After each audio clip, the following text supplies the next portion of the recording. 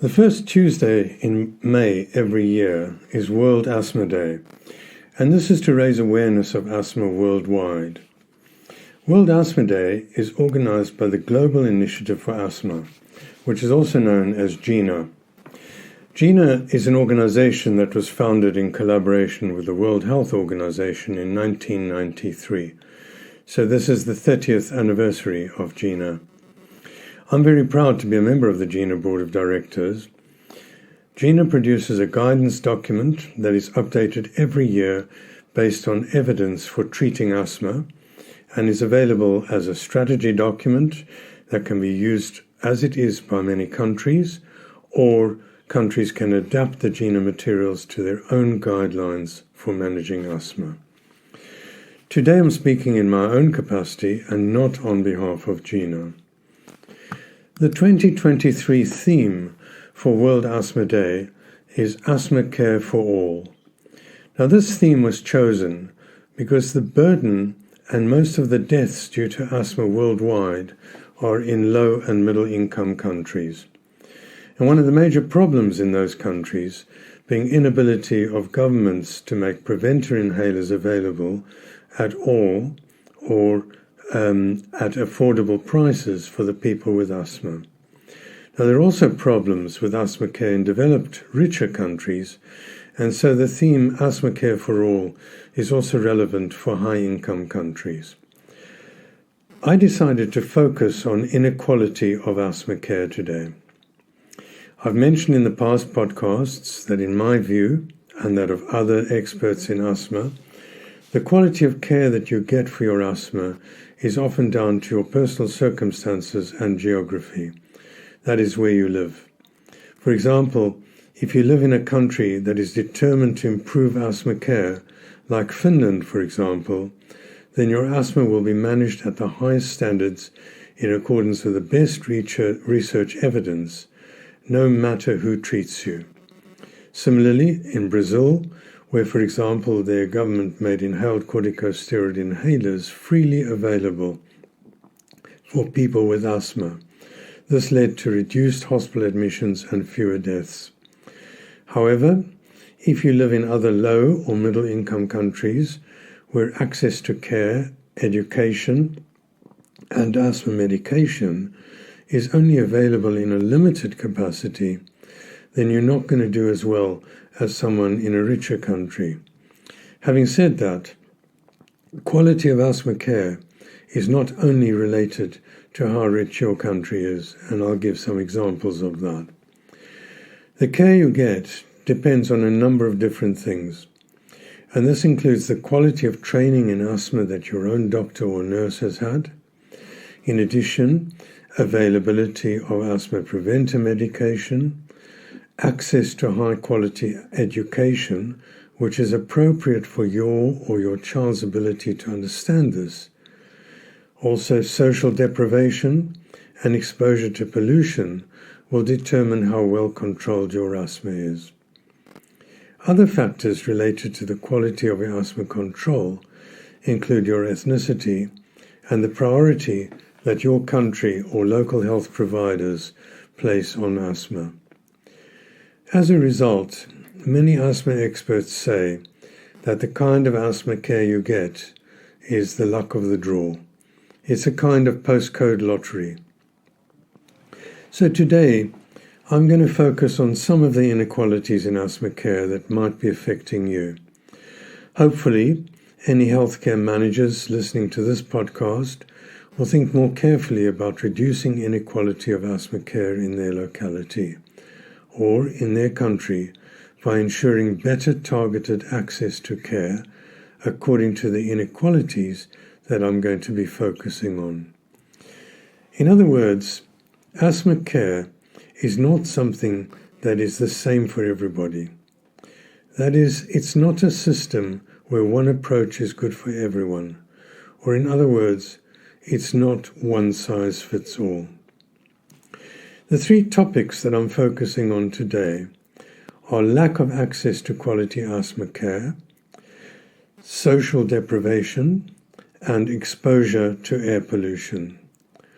All three of these factors are connected and related to each other, with social deprivation being one of the most important factors bringing them all together. So starting with the quality of asthma care, and this clearly starts with accurate diagnosis, and then goes on to include ongoing care to reduce the inflammation due to asthma with preventer medication. Also, appropriate education and emergency care for your asthma is important. The worrying thing is that there's lots of variation in the numbers of people diagnosed with asthma worldwide, with variation ranging from 1 in 20 people in one country to 1 in 5 in some countries. And there are also marked differences within different areas of the same country, or even within small areas within neighbourhoods. For example, in the area where I work in North London, in people cared for by 28 different general practices, the numbers of children diagnosed with asthma range from 1 in 100 to 19 in 100. And much of this variation, or inequality really, worldwide, has to do with socioeconomic conditions where people in deprived areas tend to be underdiagnosed and who tend to rely on emergency facilities for their asthma care. The problem being, of course, that if you have symptoms suggestive of asthma and your asthma is not diagnosed, you will not be treated properly for this disease, and you won't be invited for routine checkups or asthma reviews. The wide differences in the numbers of people diagnosed from one place to another are mainly due to lack of access to properly trained doctors and nurses, and also lack of availability of lung function tests, including spirometry and peak flow. Now, this is a huge problem in poorer countries. However, that's not the only reason. For example, in the United Kingdom, where medical care is free at the point of contact with the doctor in the National Health Service, and medication is widely available and free for children and elder adults, there are currently about 500,000 children in England who've been prescribed asthma inhalers with no diagnosis of asthma recorded in their medical notes. Another factor leading to low numbers of diagnosed people with asthma is in some countries and populations there's a reluctance to see or to believe doctors because of social taboos or parental beliefs related to having a diagnosis of asthma. Also, sadly, unlike what happens in Finland, many health services have neglected asthma as part of their plans for provision of care.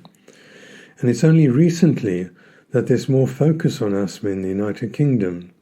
However, in this country, like many others, a lot of asthma care in general practice is delegated to people who have no training in asthma care, and particularly no training in pediatric asthma care. In the United Kingdom National Review of Asthma Deaths, only 29% of those people who died from asthma had adequate asthma care in the opinion of the panel of experts in asthma who assessed these deaths.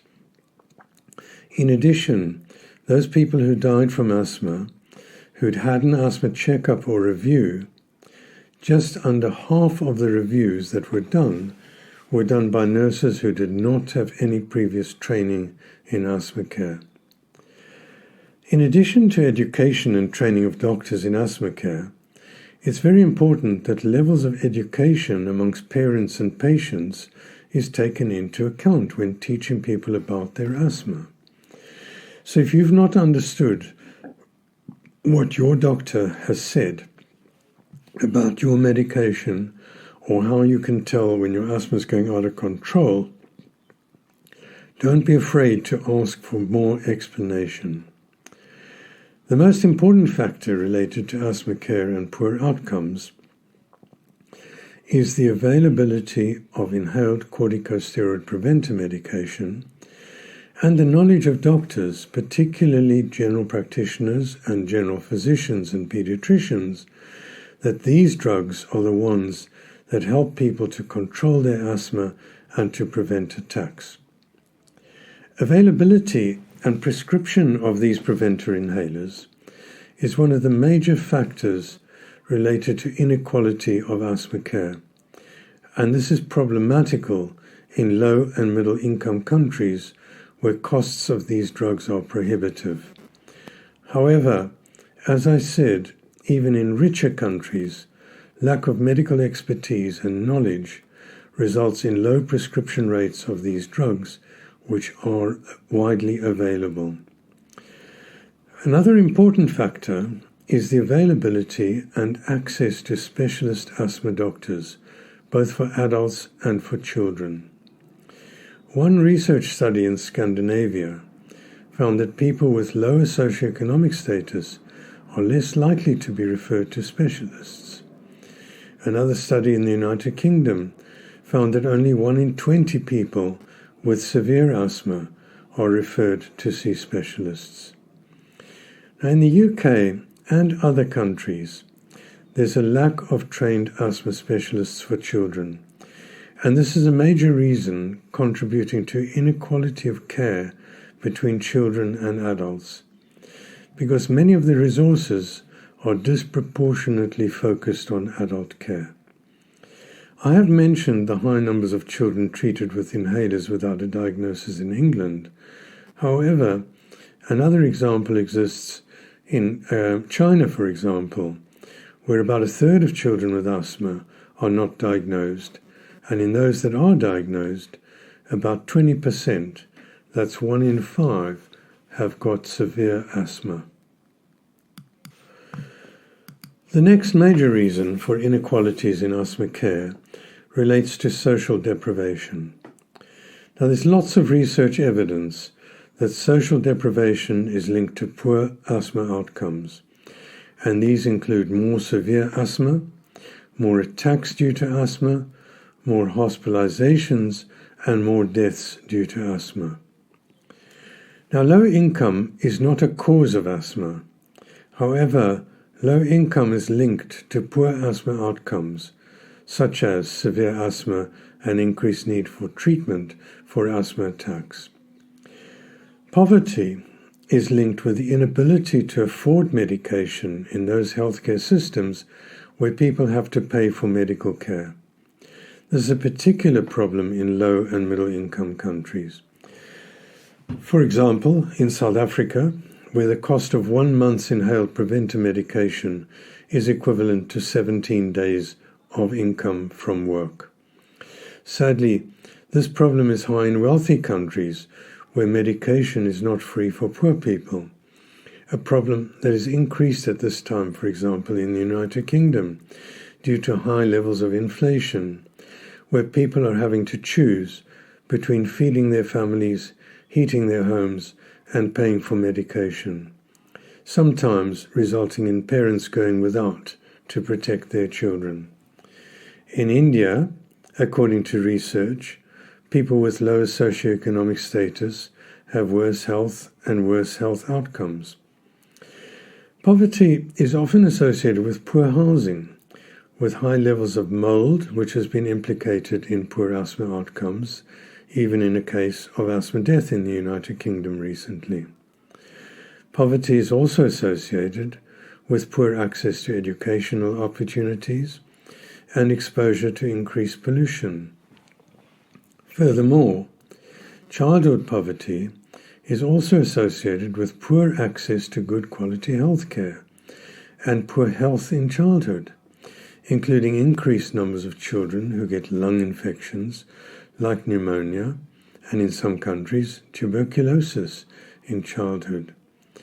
These infections can damage the lungs and make the person less able to cope. Low socioeconomic status is also often associated with low levels of education, which limits the ability of people to understand health education and health information, like, for example, asthma self-management plans. Another factor, obesity is one of the factors related to poor asthma outcomes, and it's also a problem in families with limited incomes, where cheaper foods are associated with high fat levels and greater numbers of obese people. There's also evidence in some research studies that ethnicity leads to inequalities of asthma care. Now, while this is often related to poor socioeconomic conditions, however, this is not always the case. For example, in London, Asian children, often from high-income families who have asthma, are overrepresented in the numbers of children admitted to hospital. In other words, in relation to the total population, proportionately more Asian than white children are admitted to hospital with asthma. Now, in a research study that I was involved with a number of years ago, we analysed a number of large research studies on ethnicity and asthma in children and young people, comparing Black, Asian, and white people with asthma. We found that more white children compared with Black children were diagnosed with asthma. However, more Black children were admitted to hospital with asthma, despite the fact that overall, fewer Black children are diagnosed with asthma. It isn't clear why these ethnicity differences exist. However, these inequalities related to poor socioeconomic and ethnicity factors could be better dealt with by healthcare managers who could take these sorts of inequalities into account when allocating resources for asthma care. So it's not just one size fits all. There are clear inequalities which, with better allocation of resources, could be reduced by specifically targeting these communities with more help and more understanding and managing their asthma. The third inequality in asthma care that I'm going to talk about relates to pollution, both indoor pollution and outdoor pollution. Pollution due to smoking, including vaping, is a problem for people with asthma. Smoking is more common in low-income families, and for children this is a particular problem because children exposed to parental cigarette smoke are more likely to develop asthma than those whose parents do not smoke. So parents who smoke can cause asthma in their children. Furthermore, people who smoke and who have asthma do worse and are at greater risk of having severe attacks and dying from asthma. There are two reasons for this.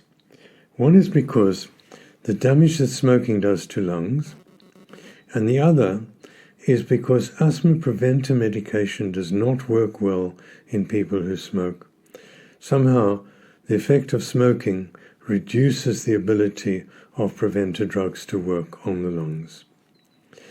Exposure to pollution due to cars and other vehicles is another cause of concern for people with asthma. Living in highly polluted areas is also associated with poverty. While this type of pollution from motor vehicles does not cause asthma as far as we know, it certainly does make asthma worse. Recently in London, a coroner concluded for the first time ever that air pollution was a direct cause of the death of a 9-year-old child from asthma. This family lived near a major road in London, and the child had all but one of her hospital admissions for asthma attacks on days when the pollution levels around her house were above safe levels for people. In low and middle income countries, use of biomass fuels for cooking and heating indoors are linked to poor asthma outcomes. So I've discussed some of the inequalities related to the quality of asthma care, including socioeconomic status and pollution in some detail. There are other factors related to inequality of asthma care, and these include the association between poor mental health and asthma, where the asthma outcomes are worse. Also, poor communication and lack of a joined-up approach between primary and secondary care, with poor levels of communication between general practice, secondary care, social care, and schools are examples of other causes of inequalities in asthma care and the so-called postcode lottery, depending on where you live. So there's lots of work for healthcare planners and managers to try and reduce some of these inequalities that exist in relation to asthma care. And this is both in low and middle income countries and also in all other countries worldwide. So in summary, the key messages from today's podcast are: asthma care is not a one-size-fits-all approach. There are a number of glaring inequalities in the care of people with asthma, and these include a lack of diagnosis and a lack of equipment for diagnosis, a lack of trained healthcare professionals and specialists in asthma, and poor access in many countries to inhaled corticosteroid preventer medication. Next, there are clear inequalities and links between poor socioeconomic status, poverty, and access to good quality asthma care and education. There are also inequalities related to exposure to indoor and outdoor pollution, which can both cause asthma in the case of parents who smoke during and after pregnancy, and also which could aggravate or worsen asthma symptoms.